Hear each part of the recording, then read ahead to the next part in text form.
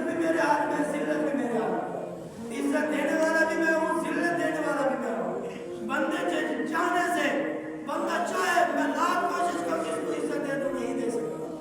بندہ لاکھ کوشش کرے میں اسے ذلیل کر دوں گا، پر میں میرا رب اگر عزت دینا چاہے تو کوئی ذلیل کر ہی نہیں سکتا۔ یہ اللہ نے اپنے ہاتھ میں رکھا۔ حضرت امام اعظم ابو حنیفہ رحمۃ اللہ تعالی علیہ، آپ کو اللہ نے بہت ساری عزتوں سے نوازا، مقام شان عطا فرمایا۔ آپ معبود کے غلاموں جب اللہ نے بہت ساری عزتوں سے نوازا، بہت سارے لوگ حسد کرنے لگے، بغض رکھنے لگے، انہوں نے ترتیب سوچی ہم ایسا کام کرتے ہیں، ایسا ہم کرتے ہیں، امام اعظم دنیا میں منہ دکھانے کے قابل نہیں رہیں گے، انہیں ہم ذلیل و رسوا کر رہیں گے۔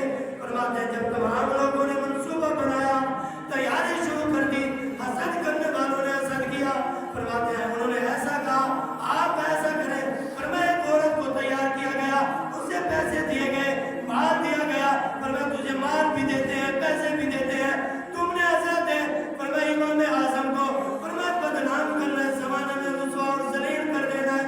حضرت امام اعظم ابو حنیفہ رحمۃ اللہ تعالی علیہ، تہجد کا وقت ہے، اپنے گھر سے باہر نکلتے ہیں، مسجد کی طرف سفر کر رہے تھے۔ آپ سفر کرتے کرتے آپ جب سفر کر رہے تھے، راستے میں ایک عورت آئی، عورت آ کر کہنے لگی میرا گھر والا آج مر رہا ہے، مرنے کے قریب ہے، آپ مہربانی فرمائیں، کرم نوازی فرمائیں، آئے آج اسے وصیت کریں، کچھ نصیحت کریں، پر میں مرنے کے پہلے آپ کی نصیحت پر عمل کریں اور کامیاب ہو جائے۔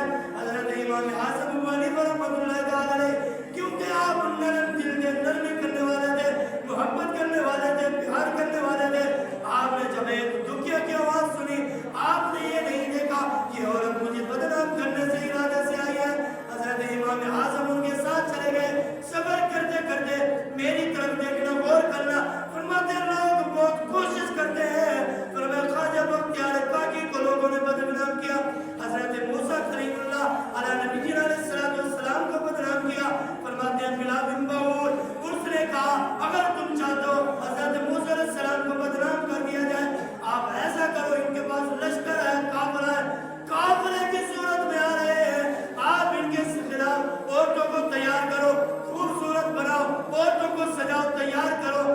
آج جیسے کافروں نے اپنی عورتوں کو ننگا کر کے موبائل کے ذریعے مسلمانوں کے نوجوانوں کے سامنے ننگا کر دیا، فرمایا کہ مسلمان نوجوان گمراہ ہو جائے، ان کا مقصد کیا تھا، فرمایا ایسے مسلمان نہیں ہاریں گے۔ جب اپنی عورتوں کو پیش کیا نوجوانوں کے سامنے، پھر ہوا کیا، جب انہوں نے کیا تھا اس نے کہا اپنی عورتوں کو بھیجو، حضرت موسیٰ علیہ السلام کا لشکر جب بھیجا گیا، اس نے کہا اگر ایک بندے نے، سب نے نہیں، ایک بندے نے اگر زنا کر لیا تو سارا کا سارا قافلہ جو ہے برباد ہو۔ یاد رکھنا ایک پر عذاب نہیں آئے گا، ایک بندہ زیادتی کر رہا ہے، اگر آپ خاموش رہیں گے پھر اس ایک پر عذاب نہیں آئے گا، فرمایا جو ساتھ چلانے والے ہیں سب پر اللہ کا عذاب ہے۔ فرماتے ہیں جب حضرت موسیٰ علیہ السلام کے اس قافلے میں فرماتے ہیں عورتوں کو بھیجا گیا، عورتیں آئی، فرمایا عورتوں کو کہہ دینا وہ جو کرتے رہے آپ خاموش رہنا، کچھ نہ کہنا، فرماتے ہیں ایک بندے نے زنا کیا، پھر ہوا کیا، 70,000 کا قافلہ، اللہ نے طاعون کی بیماری پیدا فرما دی، فرماتے ہیں 70,000 بندہ ایک ہی گناہ کی وجہ سے 70,000 بندہ مر گیا۔ گناہ ایک نے کیا تھا، یاد رکھو گناہ ایک نے کیا تھا، مرنے والا 70,000۔ جب امام اعظم کو بلایا، آپ چلے ان کے ساتھ کمرے میں پہنچے، اس عورت نے کمرے کا دروازہ بند کر دیا، حساد جو حسد کرنے والے تھے باہر کھڑے تھے، دیکھ رہے تھے، کہنے لگے آج دیکھتے امام اعظم کیسے بنتے ہیں۔ فرماتے ہیں جب کمرہ بند ہوا، لوگوں نے دیکھا، اس عورت نے شور مچانا شروع کر دیا، دیکھیں امام صاحب نے میری عزت پہ ہاتھ ڈالا ہے، جھوٹے لوگوں نے دعویٰ کیا۔ پھر ہوا کیا، جب امام اعظم ابو حنیفہ رحمۃ اللہ تعالی علیہ خاموش ہو گئے، کیا کرتے، جب انہوں نے دروازہ کھولا اور پکڑ لیا، فرماتے ہیں صبح قاضی کی عدالت میں پیش کیا گیا، اسی وقت لے گئے، رات کا وقت تھا، فرماتے ہیں کہ اتنے امام صاحب نے عورت کی عزت پہ ہاتھ ڈالا ہے، انہوں نے کہا دونوں کو جیل میں بند کر دو، صبح ہوگی ہم اس کا فیصلہ کریں گے۔ جب رات کا وقت ہوا، عورت شرمسار ہوئی، توبہ کرنے لگی، گڑ گرانے لگی، رونے لگی اور آنکھوں میں آنسو جاری۔ امام صاحب نماز میں مشغول ہے، امام صاحب اللہ کے ذکر میں مشغول ہے، عبادت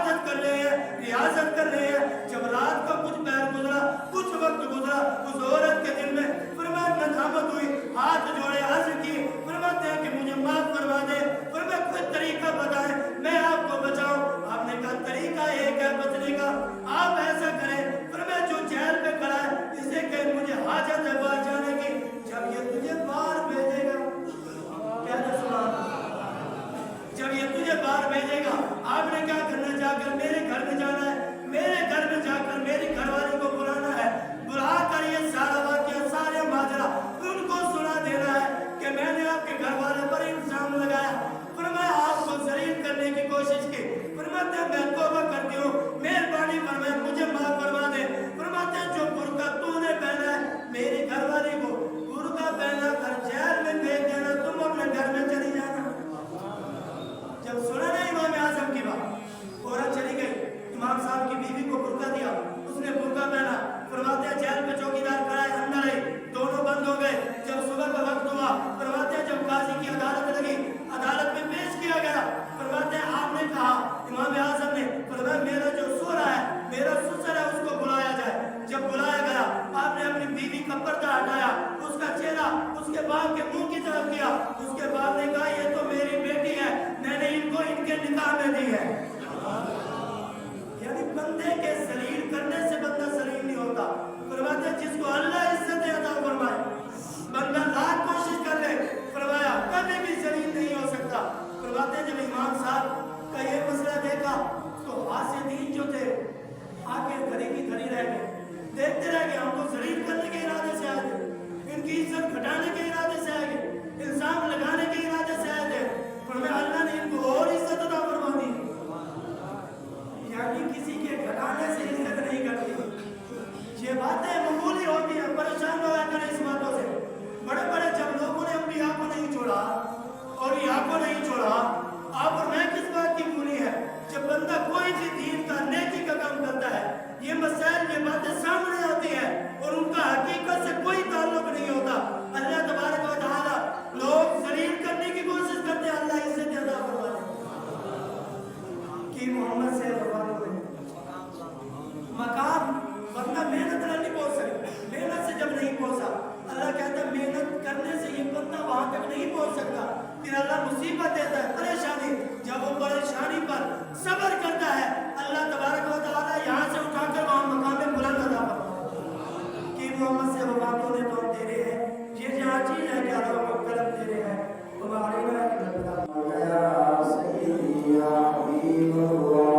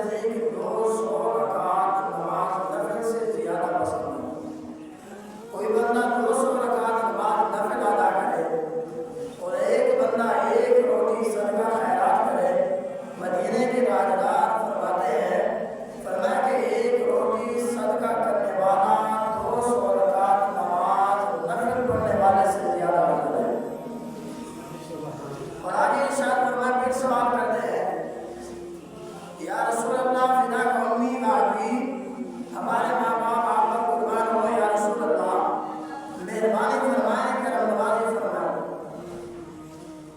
ایک لقمہ حرام کا چھوڑ دینا آپ کے نزدیک زیادہ پسند ہے یا 1000 رکعت نفل ادا کرنا زیادہ پسند ہے 1000 رکعت نماز نفل ادا کرنا یا ایک لقمہ حرام کا چھوڑ دینا تو آقا علیہ السلام نے ارشاد فرمایا ایک لقمہ حرام کا چھوڑنا میرے نزدیک 2000 رکعت نماز نفل پڑھنے سے بھی زیادہ ہوتا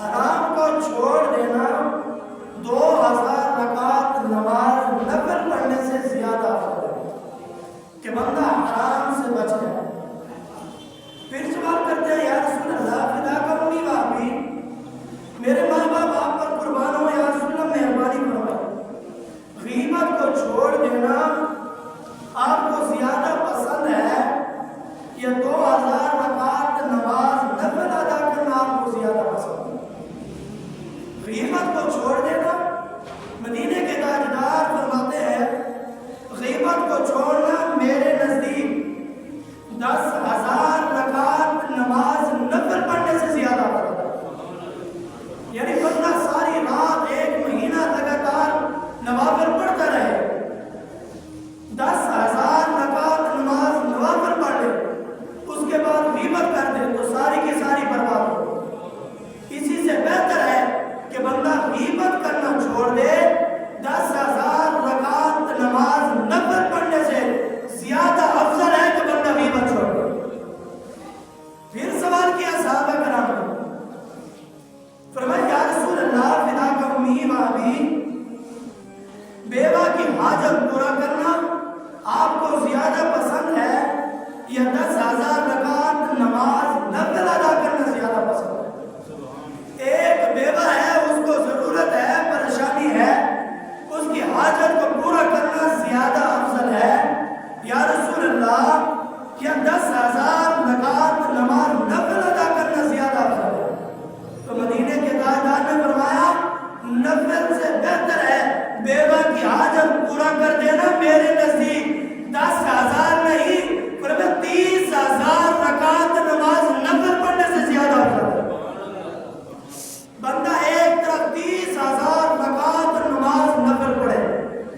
اور دوسری طرف بیوہ کو نقصان پہنچائے تکلیف پہنچائے اس کو ضرورت ہو حاجت ہو پوری نہ کرے مدینے کے تاجدار فرماتے ہیں اسی سے بہتر ہے نوافل نہ پڑھتا کسی بیوہ کی مدد ہی کر دیتا اور پھر صحابی نے سوال کیا یا رسول اللہ فدا کا امی باپی میرے ماں باپ آپ پر قربان ہو مہربانی فرمائی یا رسول اللہ فرمایا 30,000 رکعت نماز نفل سے زیادہ بہتر ہے پھر ارشاد فرمایا اپنے اہل و عیال پر جو رات گزری ہے جنہوں نے زیادہ خرچ کیا ہے ان کو مبارک ہو جتنا زیادہ مال انہوں نے اپنی استطاعت کے مطابق خرچ کیا ہے تو ان کو مبارک ہو پھر حضرت انس نے ہاتھ جوڑے عرض کی یا رسول اللہ فدا کا امی باپی مہربانی فرمائے اپنے اہل و عیال پر مال خرچ کرنا افضل ہے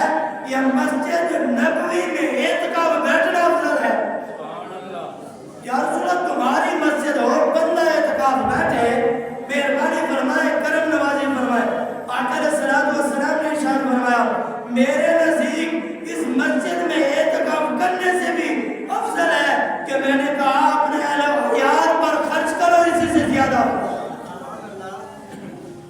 یعنی اپنے اہل و عیال کا خیال رکھنا فرمایا عبادت میں صرف تمہیں فائدہ ہوگا فرمایا جب تم عبادت سے ہٹ کر فرمایا کسی کی مدد کرو گے اپنے اہل و عیال پر مال خرچ کرو گے فرمایا اسی سے دوسروں کو فائدہ ہوگا فرمایا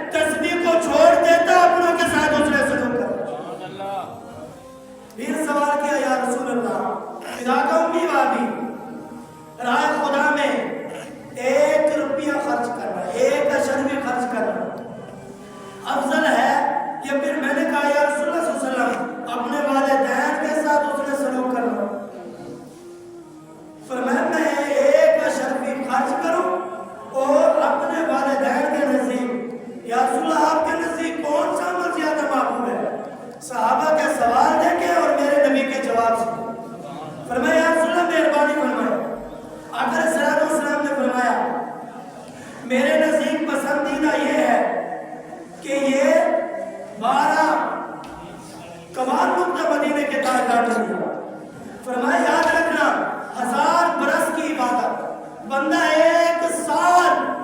1000 سال عبادت کرتا رہے. ہماری زندگی تو 100 سال بھی نہیں ہے, 1000 سال عبادت کرتا رہے. اور آگے ارشاد فرمایا آپ نے فرمایا اے انس, محبوب کریم فرما رہے ہیں, فرمایا وجال حق وزاق الباطل ان الباطل کان زہوقا. فرمایا یعنی حق آیا اور باطل مٹ گیا. فرمایا بے شک باطل مٹنے والا ہے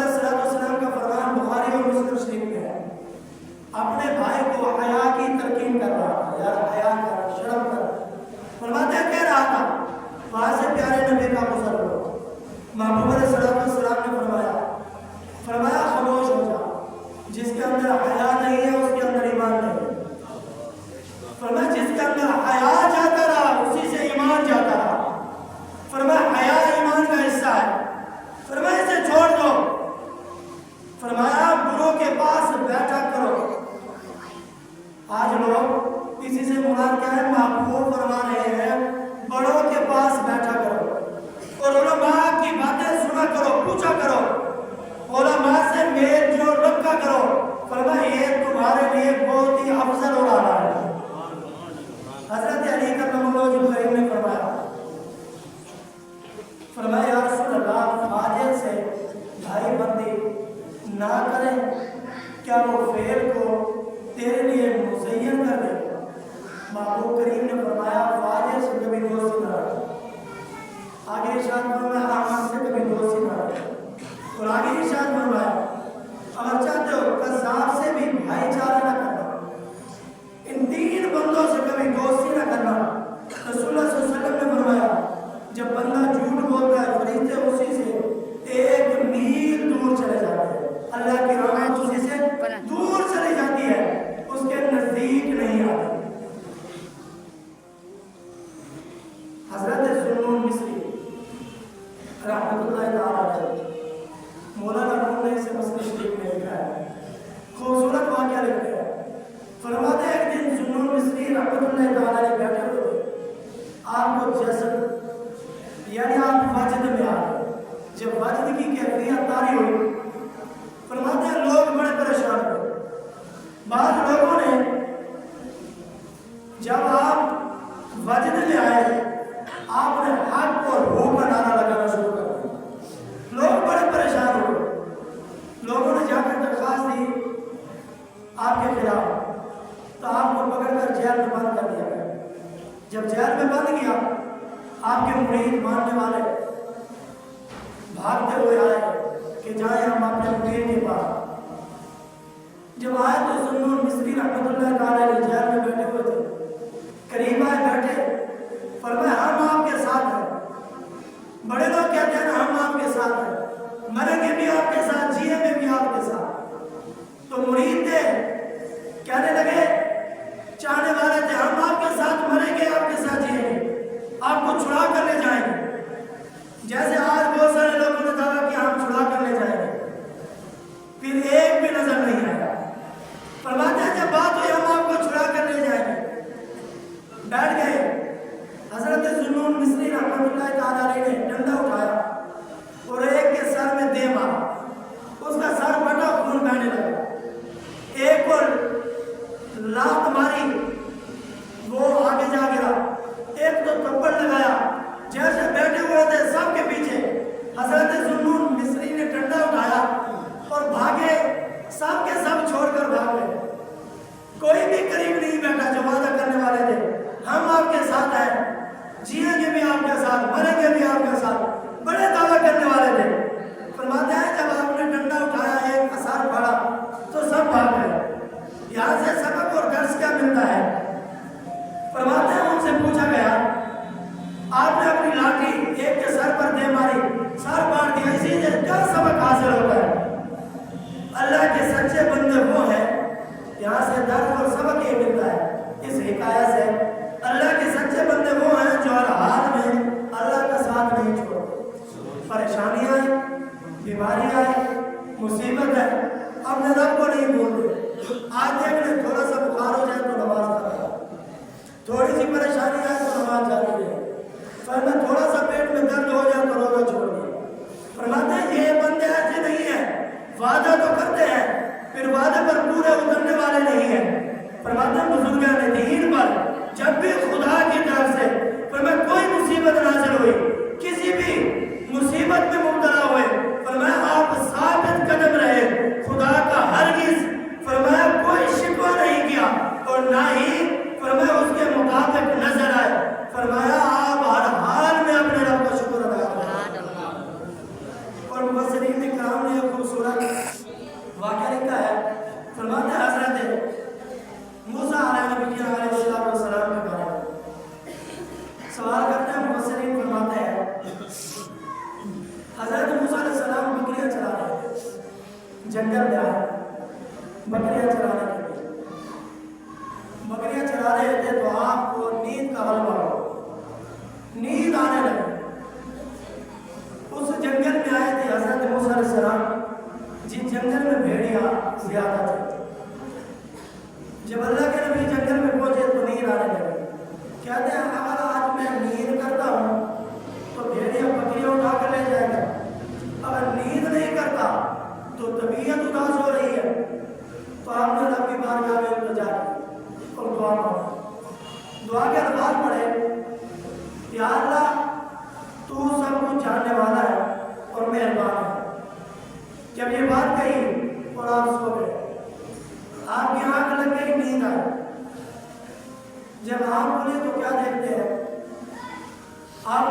ایک بھیڑیا حضرت موسیٰ علیہ السلام کا عصا اٹھا کر اپنے کندھے پر رکھ کر اور بکریوں کی رکھائی کر رہا تھا۔ آپ بڑے حیران ہوئے یہ کیسے ہو گیا؟ اٹھانے والا آج رکھائی کرنے والا کیسے بن گیا؟ اس بات سنانے کا واقعہ سنانے کا مقصد ہی ہے، خلاصہ کلام یہ ہے، رب تعالیٰ نے ندا کی، اے میرے پیارے نبی، اے میرے رسول، فرمایا جیسا میں چاہتا ہوں تو ویسا ہو جا، پھر تو جیسا کہے گا میں ویسا کر دوں۔